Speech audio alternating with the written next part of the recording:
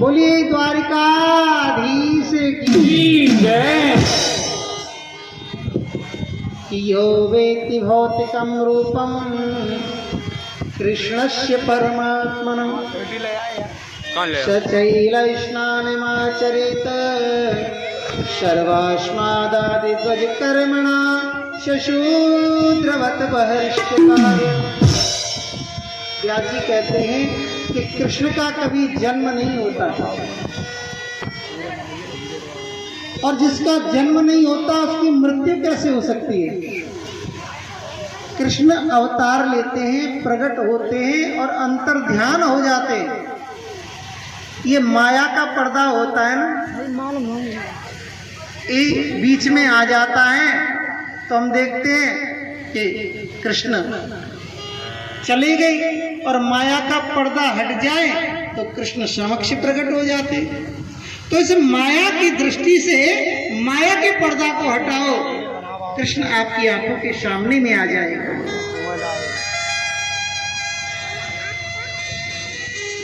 लेकिन कलयुग आरंभ हुआ।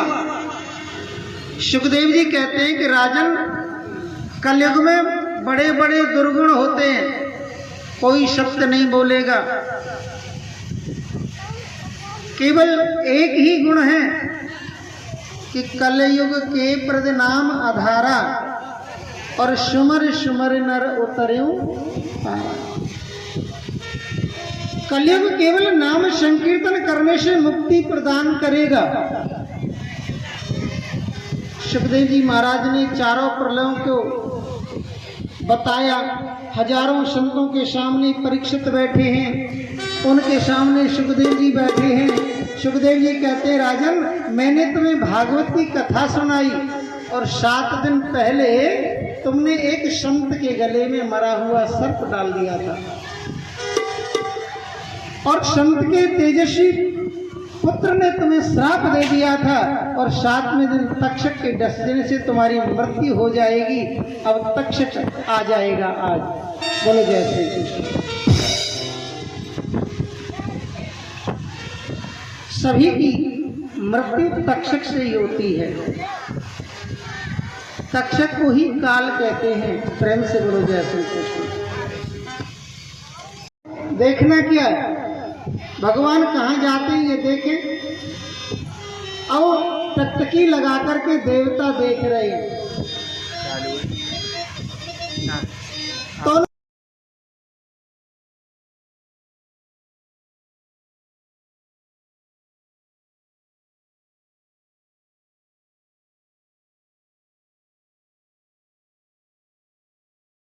को काटेगा। तुम शरीर हो।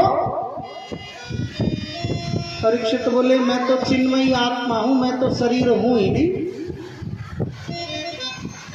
अब शरीर को काटता है तो काटता रहे। तो परीक्षित के लिए विमान आया और आत्मा रूपी चिन्मयी आत्मा रूपी मस्तिष्क निकल गए और प्रभु के विमान में बैठ करके बैकुंठ चले गए। बोलिए भक्तवत्सल भगवान की जय।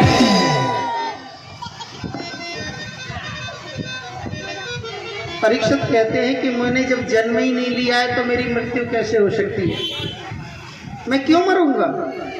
सुखदेव जी बोले, बस राजन, मैं यही समझाने का तुम्हें प्रयास कर रहा हूं कि तुम अजर हो और अमर हो। आत्मा अजर है, आत्मा अमर है। न आत्मा की कभी मुक्ति होती है, न आत्मा की कभी मृत्यु होती है। न आत्मा कभी जन्म लेती है, न मृत्यु होती है। यही तो मैं तुम्हें बताना चाहता था। सुखदेव जी चाहते तो मृत्यु को टाल सकते थे।